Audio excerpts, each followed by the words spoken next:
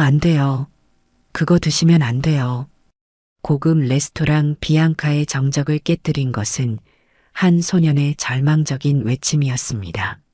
화려한 샹들리에 아래 양복을 말끔히 차려입은 중년 남성이 포크를 든 채 멈춰 섰습니다. 강윤석, 대한민국 굴지의 대기업 회장이었죠. 그 앞에는 허름한 옷을 입은 소년이 숨을 헐떡이며 서 있었습니다. 온몸이 떨리고 있었지만 그의 눈만큼은 확신에 차 있었어요. 누구야, 이 아이는?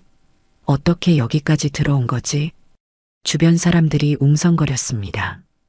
보안이 삼엄한 이곳에 이런 아이가 어떻게 들어왔을까요? 강윤석 회장의 포크 끝에는 송로버섯 리조또가 올려져 있었습니다. 그 속에 섞인 것은 음식이 아니었어요. 바로 청산가리 한 입만 먹어도 즉사할 수 있는 치명적인 독극물이었습니다. 회장님, 제발 믿어주세요. 그 음식에 독이 들어있어요. 소년의 목소리가 레스토랑 전체에 울려 퍼졌습니다. 순간 모든 것이 정지한 듯 했어요. 회장의 손에 든 포크, 사람들의 시선, 그리고 어딘가에서 이 모든 상황을 지켜보며 식은땀을 흘리고 있을 진짜 범인까지. 과연 이 소년은 누구일까요? 어떻게 이 위험한 음모를 알게 된 걸까요? 그리고 왜 자신의 목숨까지 걸고 낯선 사람을 구하려 하는 걸까요? 이 모든 이야기는 바로 이틀 전 차가운 뒷골목에서 시작되었습니다. 찬바람이 뺨을 핥히는 늦은 밤, 고급 레스토랑 비앙카의 뒷골목에서 한 소년이 숨을 죽이고 있었습니다. 도연이라는 이름의 이 소년은 쓰레기통 뒤에 웅크리고 앉아 마치 사냥감을 노리는 맹수처럼 조용히 기다리고 있었습니다. 무엇을 기다리고 있는 걸까요? 바로 주방에서 나오는 음식 찌꺼기였습니다. 도연의 배가 꼬르륵 소리를 냈습니다. 마지막으로 제대로 된 음식을 먹은 게 언제였는지 기억조차 나지 않았습니다. 어제는 편의점 앞에서 떨어진 삼각김밥 한 조각, 그제는 카페에서 버린 샌드위치 반쪽이 전부였습니다. 이런 생활이 벌써 몇 달째 계속되고 있었지만 도연은 여전히 이 현실에 익숙해지지 못했습니다. 레스토랑의 화려한 네온 사인이 뒷골목까지 희미하게 비춰왔습니다. 그 빛을 바라보며 도연은 문득 예전 생각이 났습니다. 가족과 함께 이런 곳에서 식사했던 기억 말입니다. 하지만 그런 생각은 금세 머릿속에서 지워버렸습니다. 지금은 그런 것들을 그리워할 여유가 없었거든요. 주방 문이 열리는 소리가 들렸습니다. 도연은 몸을 더욱 작게 움츠렸습니다. 주방장이 나와서 음식물 쓰레기를 버리는 시간이었습니다. 평소라면 이 시간을 놓치지 않고 기다렸다가 먹을 것을 찾아야 했습니다. 하지만 오늘은 뭔가 달랐습니다. 주방장의 목소리가 들려왔습니다. 하지만 혼자가 아니었습니다. 누군가와 대화를 나누고 있었어요. 정말 확실한 거야? 주방장의 목소리였습니다. 걱정 마. 아무도 모를 거야. 내일 저녁 회장님이 드시는 음식에만 넣으면 돼. 낯선 남자의 목소리가 대답했습니다. 도연은 호기심이 생겼습니다. 무슨 이야기를 하는 걸까요? 하지만 들키면 안 된다는 본능적인 경고가 머릿속을 스쳤습니다. 그래도 계속 들어보기로 했습니다. 하지만 이거 정말 위험한 일 아냐? 위험? 우리한테는 기회야. 이 일만 성공하면 평생 걱정 없이 살 수 있어. 두 사람의 목소리가 점점 작아졌습니다. 도연은 더 자세히 들으려고 조금씩 움직였습니다. 하지만 그 순간 발밑에 깡통이 구르는 소리가 골목에 울려 퍼졌습니다. 뭐야, 누가 있나? 주방장의 날카로운 목소리가 도연의 등골을 서늘하게 만들었습니다. 도연은 재빨리 쓰레기통 뒤로 몸을 숨겼습니다. 심장이 마치 북처럼 요란하게 뛰었습니다. 아무것도 없네. 고양이였나 보지. 조심해. 요즘 이 근처에 꼬마들이 음식 찾으러 많이 온다던데. 알았어. 그럼 내일 저녁에 보자. 발걸음 소리가 멀어져 갔습니다. 도연은 한참 후에야 조심스럽게 고개를 들었습니다. 이미 아무도 없었습니다. 하지만 방금 들은 대화가 머릿속에서 맴돌았습니다. 회장님이 드시는 음식에 뭔가를 넣는다고. 도연은 그 의미를 정확히 이해하지 못했습니다. 하지만 분명히 좋지 않은 일이라는 건 알 수 있었습니다. 그러나 지금 당장은 배고픔이 더 급했습니다. 도연은 쓰레기통을 뒤져 먹을 것을 찾기 시작했습니다. 다행히 오늘은 괜찮은 음식들이 많이 버려져 있었습니다. 아직 먹을 만한 빵 조각들과 샐러드 잔여물들이 있었거든요. 도연은 조심스럽게 음식들을 골라 먹기 시작했습니다. 하지만 계속해서 아까 들은 대화가 신경 쓰였습니다. 다음 날 저녁 도연은 같은 자리에서 기다리고 있었습니다. 어젯밤 들은 대화가 계속 신경 쓰였거든요. 정확히 8시 고급 승용차 한 대가 레스토랑 앞에 멈춰 섰습니다. 차에서 내린 사람은 양복을 입은 중년 남성이었습니다. 주변 사람들이 고개를 숙여 인사하는 모습을 보니 분명 높은 사람인 것 같았습니다. 저 사람이 회장님인가? 도연은 궁금증을 참을 수 없었습니다. 평소라면 이런 일에 관심도 갖지 않았을 텐데 왜 자꾸 신경이 쓰이는 걸까요? 시간이 흘러 밤이 깊어갔습니다. 도연은 여전히 뒷골목에서 기다리고 있었습니다. 그때 주방 쪽에서 수상한 움직임이 보였습니다. 어젯밤에 들었던 그 남자가 주방으로 들어가는 모습이었습니다. 도연은 몰래 주방 쪽으로 다가갔습니다. 창문 틈새로 안을 들여다보니 그 남자가 작은 병을 꺼내어 무언가를 음식에 넣고 있었습니다. 그 순간 도연의 머릿속에 경보가 울렸습니다. 독, 저거 독이야. 이상하게도 도연은 그 상황을 단번에 알아챘습니다. 마치 본능적으로 위험을 감지하는 것 같았어요. 사실 도연에게는 남들이 모르는 특별한 능력이 있었습니다. 어려서부터 사람들의 거짓말이나 위험한 상황을 직감적으로 알아채는 능력 말입니다. 그 남자는 음식을 조리한 후 특별한 접시에 담았습니다. 분명히 회장님께 드릴 음식이었습니다. 도연의 가슴이 두근거렸습니다. 이대로 두면 안 된다는 생각이 들었습니다. 하지만 어떻게 해야 할까요? 자신은 그저 거지 소년일 뿐인데 누가 자신의 말을 믿어줄까요? 게다가 잘못하면 자신이 도둑으로 몰릴 수도 있었습니다. 그때 도연의 머릿속에 어떤 기억이 스쳤습니다. 예전에 아버지가 해주셨던 말씀이었어요. 도연아, 내가 옳다고 생각하는 일이라면 두려워하지 마라. 비록 지금은 어려울지라도 언젠가는 반드시 보상받을 날이 온단다. 아버지의 목소리가 생생하게 들리는 것 같았습니다. 도연은 갑자기 가슴이 뜨거워졌습니다. 그동안 잊고 지냈던 무언가가 다시 살아나는 느낌이었어요. 맞아. 나는 이런 일을 그냥 보고만 있을 수 없어. 도연은 결심했습니다. 어떻게든 이 사실을 알려야 한다고요. 하지만 누구에게 어떻게 말해야 할지 막막했습니다. 그때 레스토랑 정문으로 한 여성이 들어가는 모습이 보였습니다. 단정한 정장을 입고 서류 가방을 든 모습이 뭔가 중요한 사람 같아 보였습니다. 혹시 저 사람이라면 자신의 말을 들어줄까요? 도연은 용기를 내어 그 여성에게 다가가기로 했습니다. 하지만 막상 다가가려니 발이 떨어지지 않았습니다. 자신의 초라한 모습 때문이었어요. 누가 자신 같은 거지 소년의 말을 믿어줄까요? 그래도 포기할 수는 없었습니다. 도연은 깊게 숨을 들이쉬고 그 여성에게 다가갔습니다. 그 여성은 박은영이라는 이름의 회장 비서였습니다. 저기, 잠깐만요. 도연이 박은영을 부르자 그녀는 놀란 표정으로 돌아봤습니다. 허름한 옷을 입은 소년이 자신을 부르고 있었거든요. 뭐 하는 애야? 이런 곳에서 뭘 하고 있어? 박은영의 목소리에는 경계심이 섞여 있었습니다. 도연은 어떻게 말을 시작해야 할지 몰라 주춤거렸습니다. 저, 중요한 말씀드릴 게 있어요. 회장님이 위험해요. 뭐라고?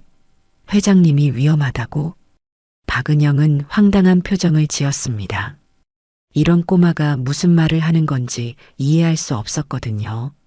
정말이에요. 주방에서 봤어요.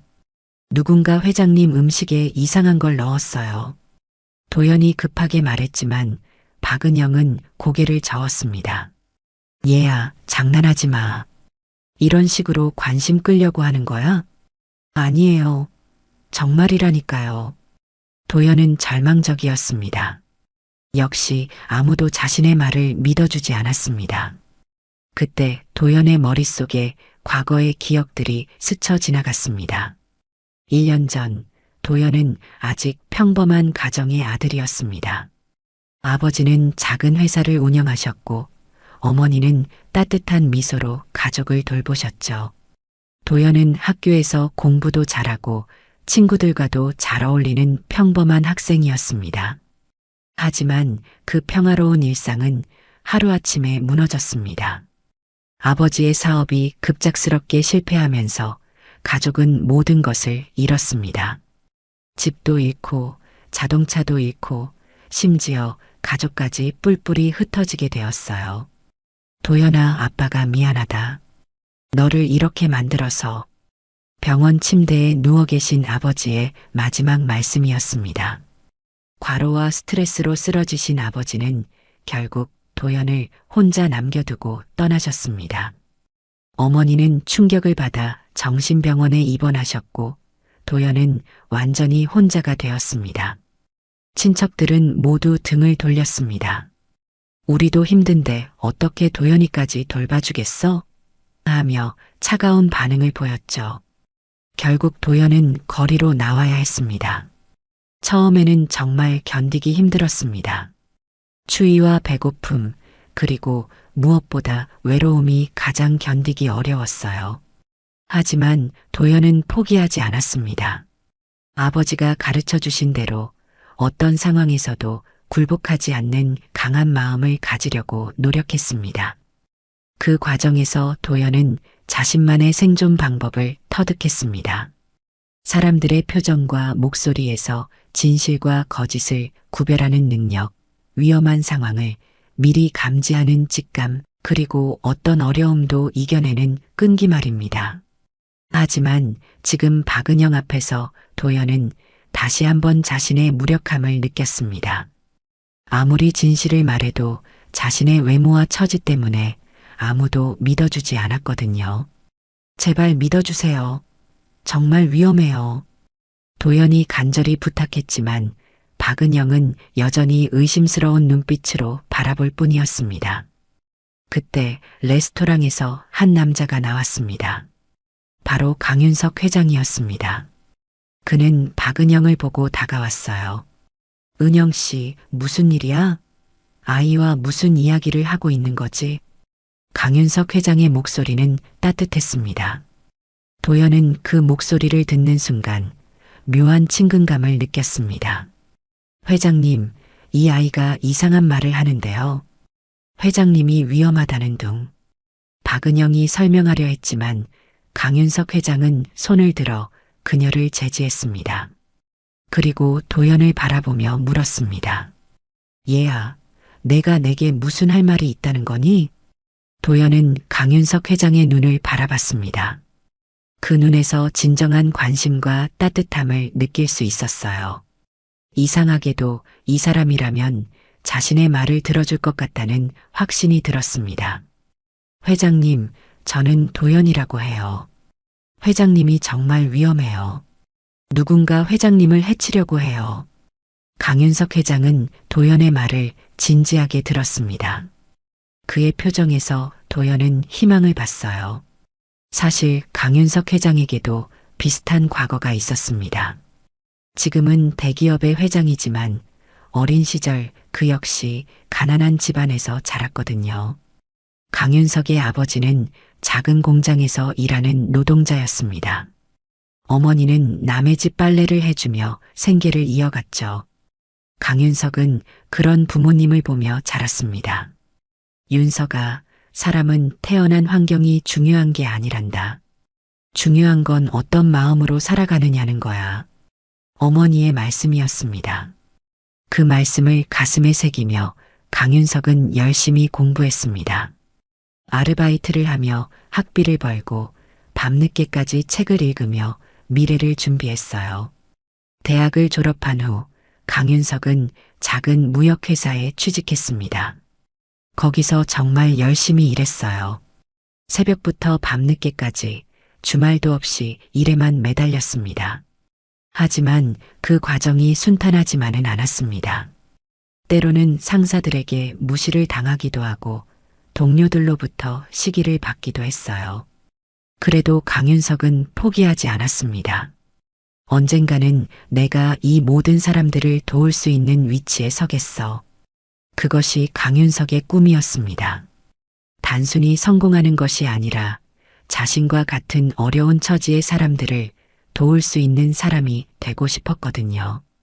그 꿈은 서서히 현실이 되었습니다. 강윤석은 자신만의 사업을 시작했고 그 사업은 점점 커져갔어요. 하지만 성공할수록 그는 더욱 겸손해졌습니다. 자신의 뿌리를 잊지 않았거든요. 그래서 지금 도연을 바라보는 강윤석의 눈에는 특별한 감정이 담겨 있었습니다. 어린 시절의 자신을 보는 것 같았거든요. 도연아, 내 말을 자세히 들어보자. 강윤석 회장의 말에 박은영은 놀란 표정을 지었습니다. 설마 회장님이 정말로 이 아이의 말을 믿으시는 건가요? 도연은 자신이 본 모든 것을 강윤석 회장에게 이야기했습니다.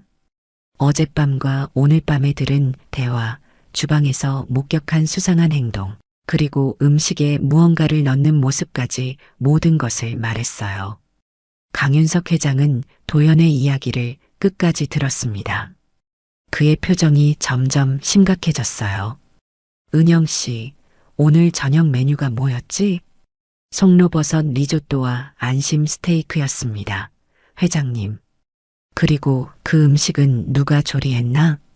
평소처럼 김 주방장이 직접 조리했습니다.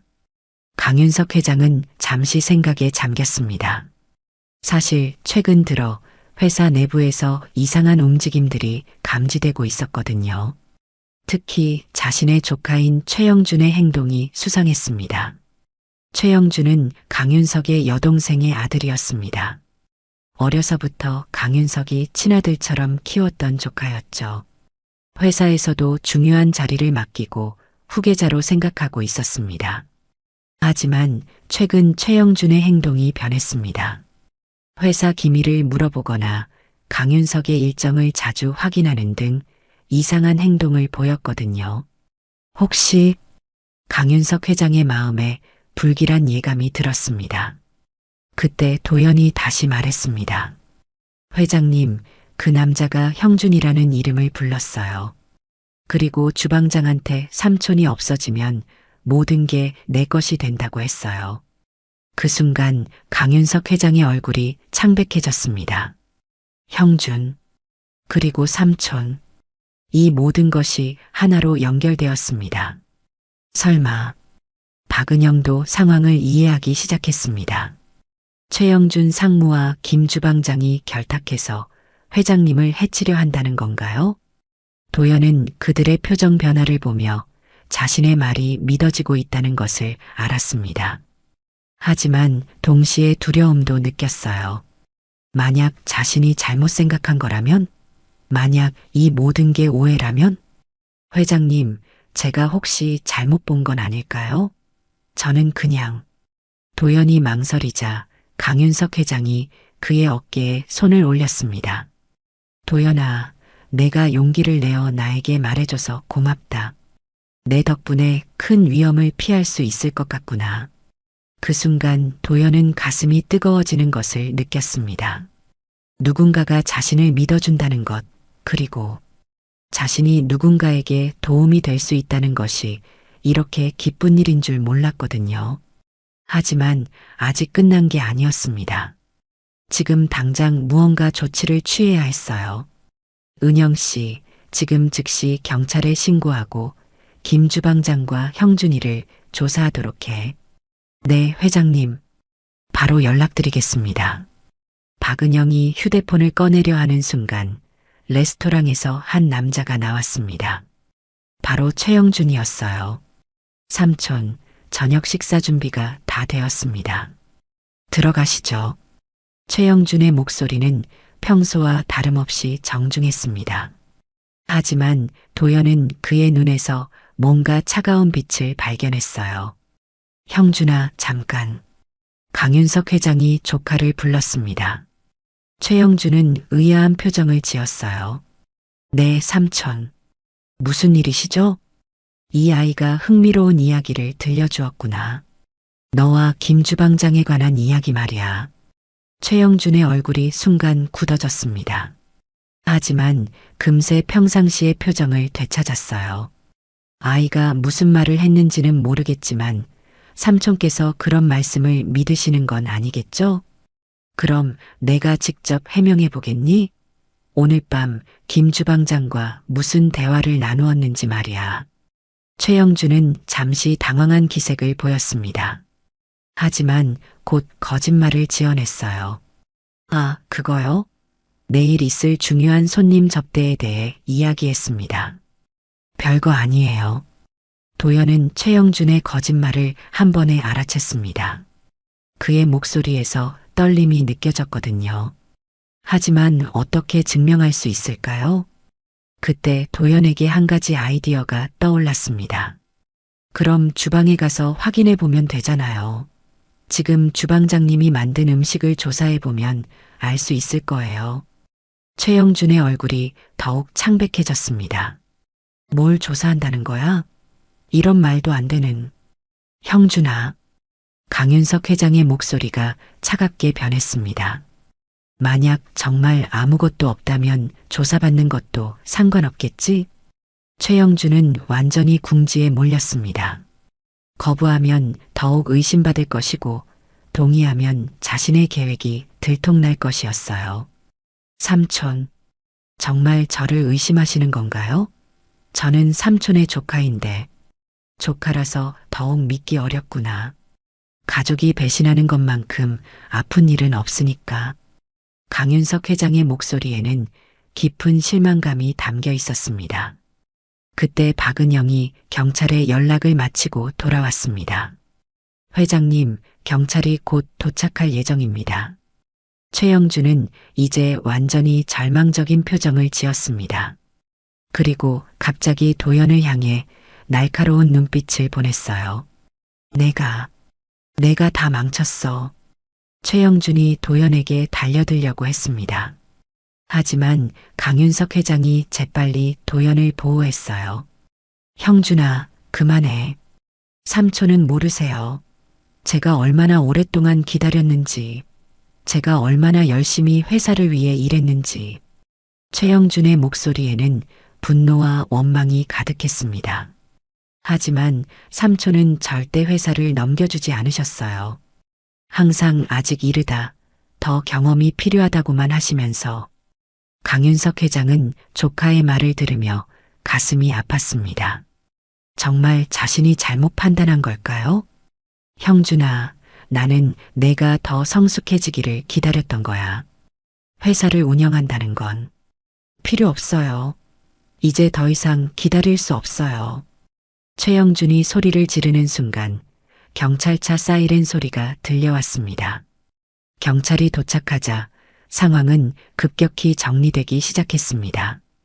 도연의 증언에 따라 주방을 수색한 결과 정말로 독극물이 발견되었어요. 김 주방장이 숨겨놓은 작은 병에서 치명적인 독이 검출된 것입니다.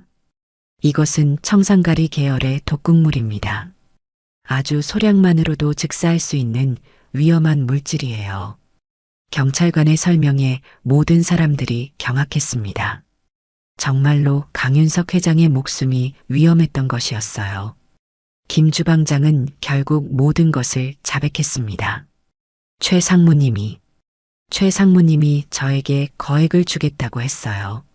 제 딸이 수술비가 필요했거든요. 김 주방장은 눈물을 흘리며 말했습니다.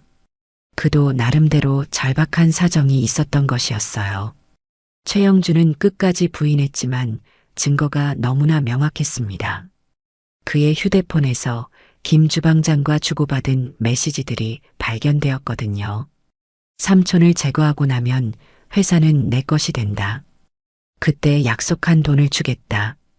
메시지의 내용이 공개되자 강윤석 회장의 얼굴이 처참하게 일그러졌습니다. 형준아, 정말 내가 이런 일을 후회하지 않아요. 삼촌이 저를 인정해주지 않으셨으니까. 최영주는 마지막까지 자신의 행동을 정당화하려 했습니다. 도연은 이 모든 상황을 지켜보며 복잡한 심정이었습니다. 자신 때문에 한 가족이 완전히 파괴되고 말았거든요. 하지만 강윤석 회장의 목숨을 구한 것은 분명히 옳은 일이었어요.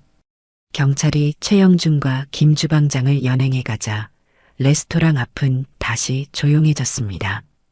하지만 그 정적은 무거웠어요. 강윤석 회장은 한참 동안 말없이 서 있었습니다. 자신이 친아들처럼 키운 조카가 자신을 죽이려 했다는 사실이 믿어지지 않았거든요. 회장님, 박은영이 조심스럽게 불렀습니다. 괜찮아. 오히려 미리 알게 되어서 다행이야. 강윤석 회장은 도연을 바라봤습니다. 이 작은 소년이 아니었다면 자신은 오늘 밤 죽었을지도 모른다는 생각이 들었어요. 도연아, 정말 고맙다. 내가 아니었다면. 아니에요. 당연한 일을 했을 뿐이에요. 도연의 대답에 강윤석 회장은 더욱 감동했습니다. 이 소년에게서 자신의 어린 시절 모습을 보는 것 같았거든요. 도연아, 내가 지금 어디서 살고 있니? 그냥 여기저기. 도연은 자신의 처지를 정확히 말하기가 부끄러웠습니다. 혹시 가족은? 없어요. 도연의 짧은 대답에 강윤석 회장의 마음이 아팠습니다. 도연아, 나와 함께 가지 않겠니? 강윤석 회장의 제안에 도연은 깜짝 놀랐습니다. 네, 내 집에서 함께 살자. 그리고 내가 원한다면 공부도 다시 시작할 수 있어. 도연은 자신의 귀를 의심했습니다. 정말로 이런 일이 일어날 수 있는 건가요? 하지만 저는 그냥 거지인데요. 회장님 같은 분이 저를 거지? 내가 거지라고? 강윤석 회장이 고개를 저었습니다. 도연아, 내가 오늘 한 일을 생각해봐. 내 자신의 위험을 무릅쓰고 나를 구해줬잖아.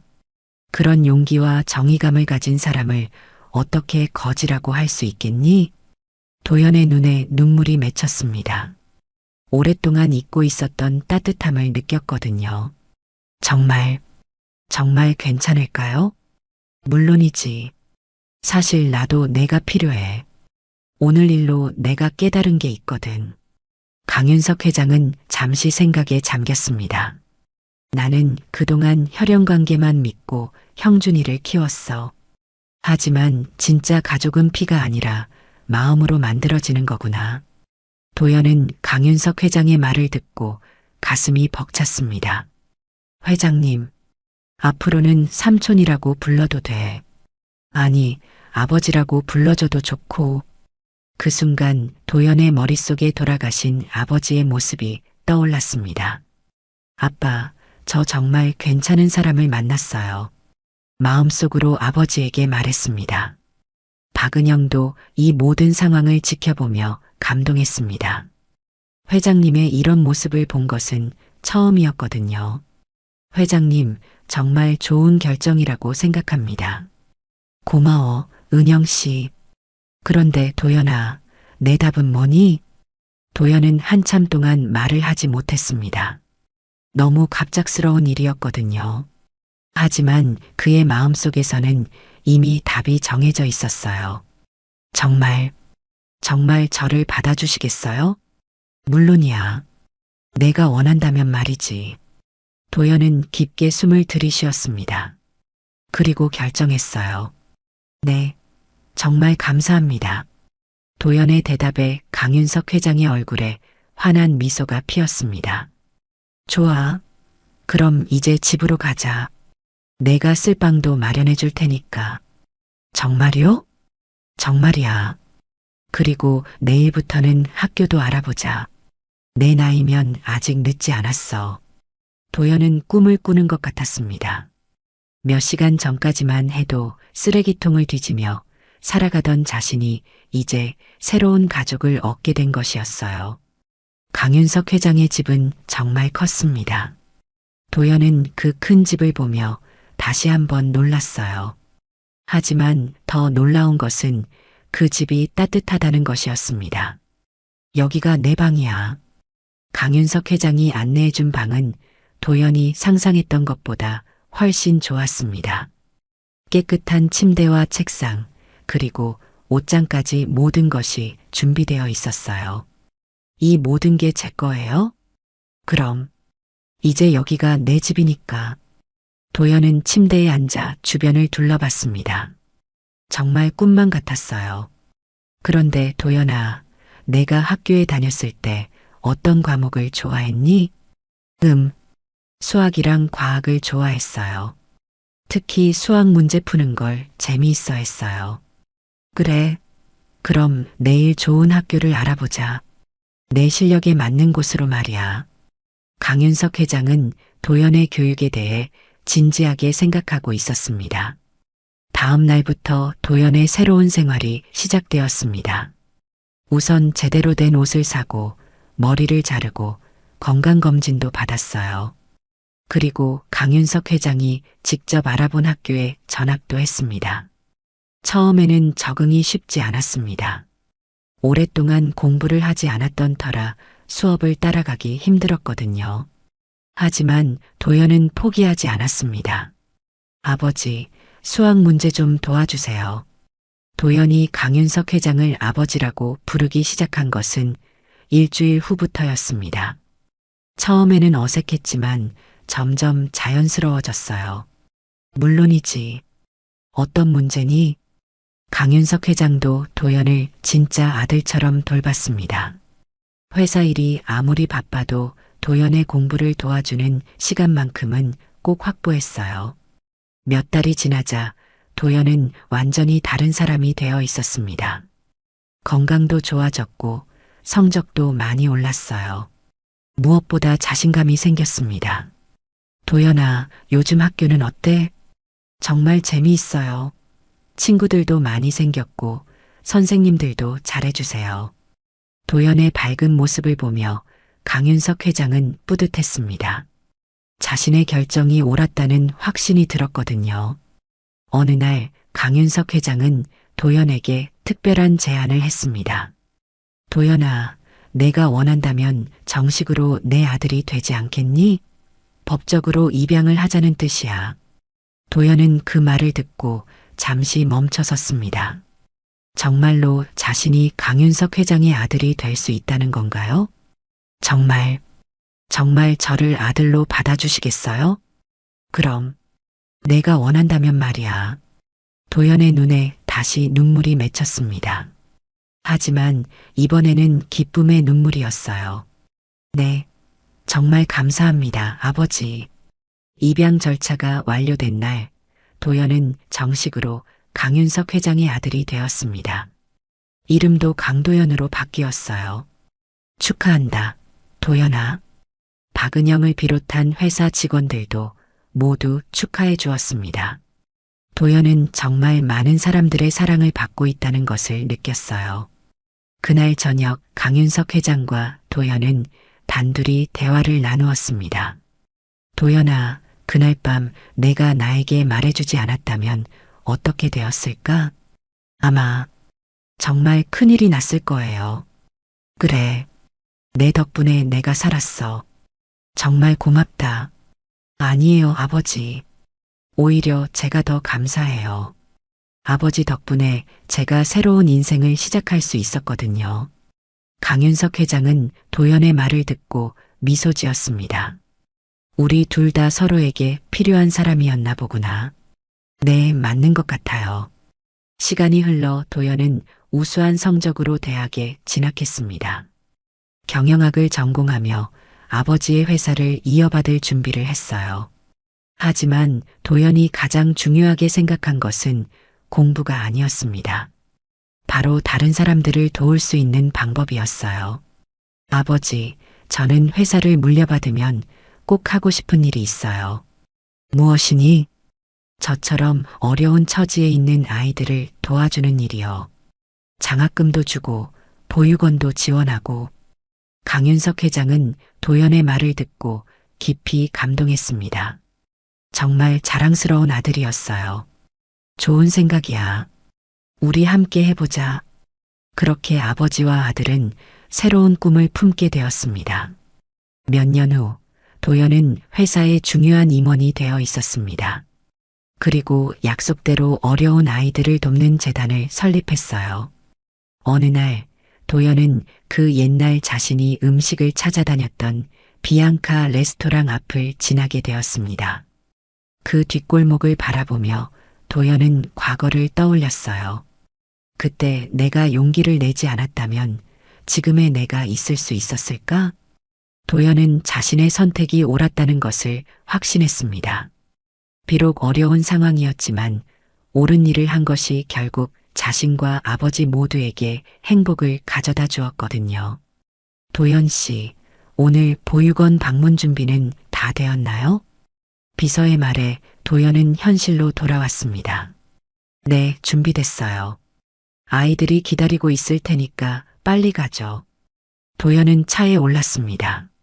창밖으로 보이는 풍경을 바라보며 생각했어요. 운명이란 참 신기한 것 같습니다. 그날 밤 뒷골목에서 들은 작은 대화 하나가 두 사람의 인생을 완전히 바꿔놓았거든요. 거지 소년이었던 도연은 이제 많은 사람들을 도울 수 있는 위치에 서게 되었고, 가족의 배신으로 상처받았던 강윤석 회장은 진정한 아들을 얻게 되었습니다. 그리고 무엇보다 중요한 것은 둘 다 서로를 통해 진정한 가족의 의미를 깨달았다는 것이었어요. 피로 연결된 가족이 아니라 마음으로 연결된 진짜 가족 말입니다. 도연은 보육원에 도착해서 아이들을 만났습니다. 그 아이들의 눈에서 예전 자신의 모습을 봤어요. 그리고 다짐했습니다. 이 아이들에게도 희망을 주어야겠다고. 안녕, 친구들. 오늘은 무엇을 하고 놀까? 도연의 밝은 목소리에 아이들이 환하게 웃었습니다. 그 웃음소리를 들으며 도연은 생각했어요. 이것이 바로 자신이 찾던 진정한 행복이라고. 그리고 그 모든 행복의 시작은 그날 밤 용기를 내어 진실을 말했던 작은 선택에서 비롯되었다는 것을 도연은 절대 잊지 않을 것입니다.